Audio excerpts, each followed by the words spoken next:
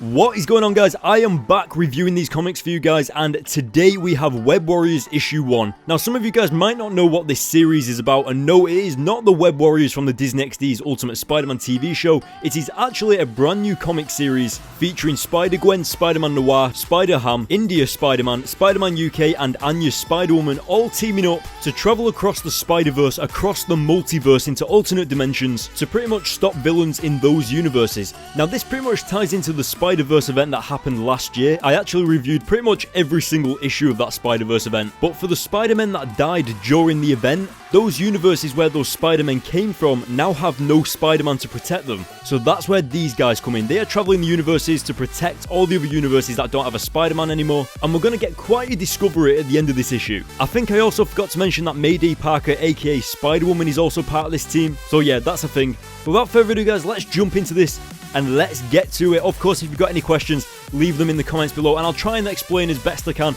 But please check the comments before you actually ask your question, because the odds are someone's probably already asked the exact same question before and I've already given them an answer. So yeah, let's jump into it, guys.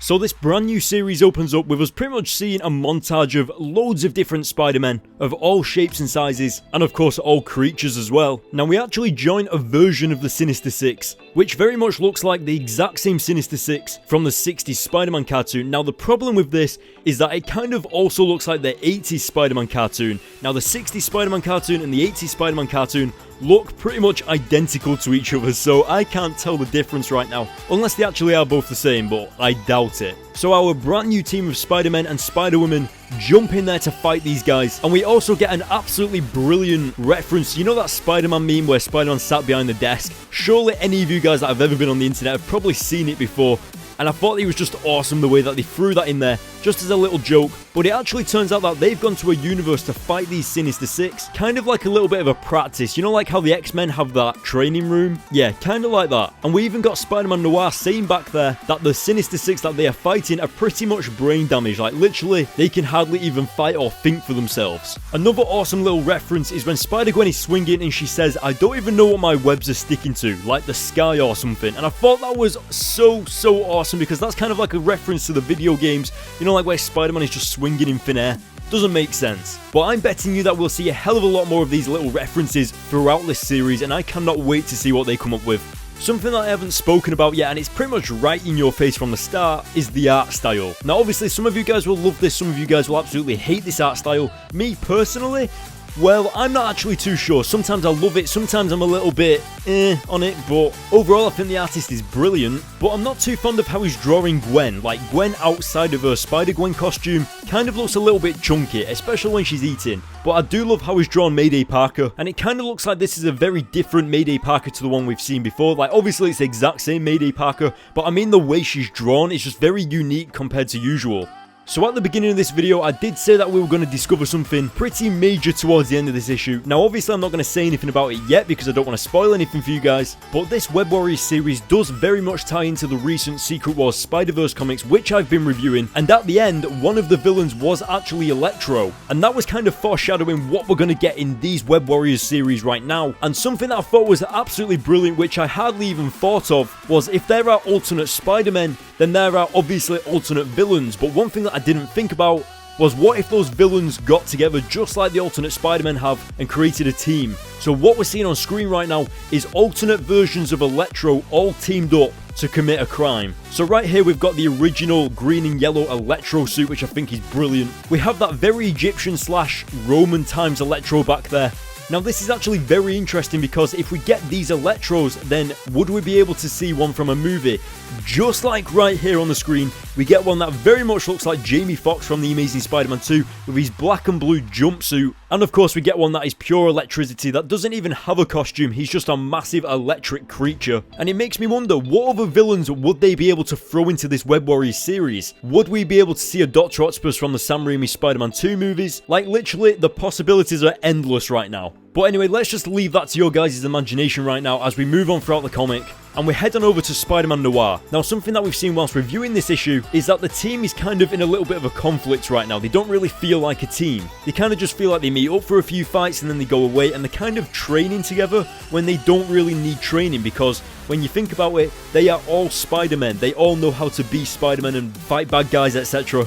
But one of the many reasons why they keep having these training sessions is because their leader, who is Spider-Man UK, his universe actually got obliterated at the end of Spider-Verse. Because what actually happened is, guys, at the end of Spider-Verse, they returned to the Master Weaver, and he explained that the incursions that were going on in the Secret Wars actually destroyed Spider-Man UK's universe. So technically, Spider-Man UK did not have a universe to go home to. So obviously, that's a very lonely place to be. All of his friends, all of his family, all of his superheroes that he used to team up with are all dead. So that's why they keep having training sessions, because Spider-Man UK needs to keep himself busy to stop himself from being lonely all the time. But anyway, I'm kind of getting carried away and kind of drifting away from this comic. Pretty much what's gone down is that Mayday Parker, aka Spider-Woman, teleported away, and when she returned, Spider-Gwen had been beaten to a pulp and she had been kidnapped. And the question is, why were they stealing silver? What do they need silver for? And that's when we flip the page over to go to Spider-Gwen, see where she's been kidnapped to, see where she's been taken to, and that is when we discover that there are hundreds of Electros. Like, literally, all of these alternate versions of Electro have all teamed up and are literally traveling to alternate dimensions just like the Spider-Men are, and causing chaos and havoc along the way. But if Electro is doing it, then does that also mean that Green Goblin, Dr. Octopus, and all of those are doing it as well, alongside their alternate versions of themselves? That's going to be pretty crazy. Now, that was the end of the Web Warriors section, but now we get an extra extended part where we join Lady Spider, we go back on over to her universe and catch up with her. And recently there hasn't really been that many crimes going on, it's a quiet night, nothing's really happening, but we learn that she's updated her goggles so that she can pretty much detect danger when danger is going down. Now, this is actually where we get introduced, or should I say reintroduced, to a character who we all love and know, but this is her universe's character. And I don't know about you guys, but I am really liking the artwork for this universe. I don't know if it's changed from like the Web Warriors section to this section, but yeah, the artwork is on point here. And you can see that Lady Spider is describing this person as a fast art thief. And who else in the Spider-Man universe is a damn good thief? And that is right, it is Black Cat of the Lady Spider universe. Now, my honest opinion, she pretty much looks the exact same. Of course, there are slight differences to her costume. She kind of resembles a little bit of a Harlequin, you know, with the striped pants. But overall, she's sporting that black look to blend into the shadows, but she's still got that finesse white hair, which is iconic to the character.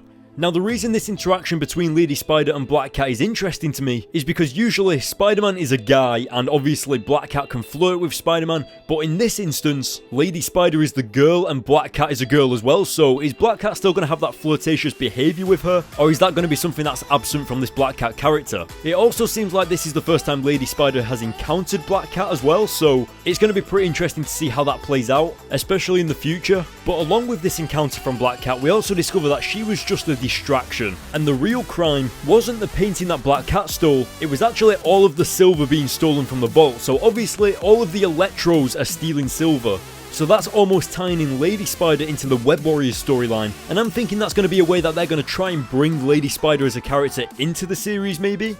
I'm not too sure, but we'll probably get that in issue 2 as well. We'll probably see more of her, or maybe someone else. But that is the end of that issue. So guys, what did you think? Let me know in the comment section below. We also just got that last page there where it kind of shown all of the Spider-Men and who they are and what they're doing and why they're there, etc. So I hope you like that. Now, you do know my overall thoughts on this with the art style, the story, and everything like that, and I think it's a brilliant new fresh take that they're taking with this. Multiple Spider-Men from alternate dimensions teaming up as like an actual job and traveling to alternate universes. The possibilities of what kind of characters that they can run into are endless. You could literally run into an evil Spider-Man or something like that. That's going to be awesome. Hopefully, they'll come up with an amazing storyline like that. That'd be so good. But I'm going to give this an 8 out of 10. Obviously, I really badly want to give it a 9 out of 10. But I feel like I need to let the series grow a little first. This is the first issue after all. So we'll have to see where it takes it. But hopefully, it takes it in a brilliant direction. So guys, what did you think? Let me know in the comment section below. Go to the links in the description to follow me on Twitter and Facebook for all of the latest in comic book news and updates. Don't forget to follow me on Instagram to see what I'm doing in my free time when I'm not editing these videos. And last but not least, hit the like button on this video, hit the subscribe button for more, and I will see you all later.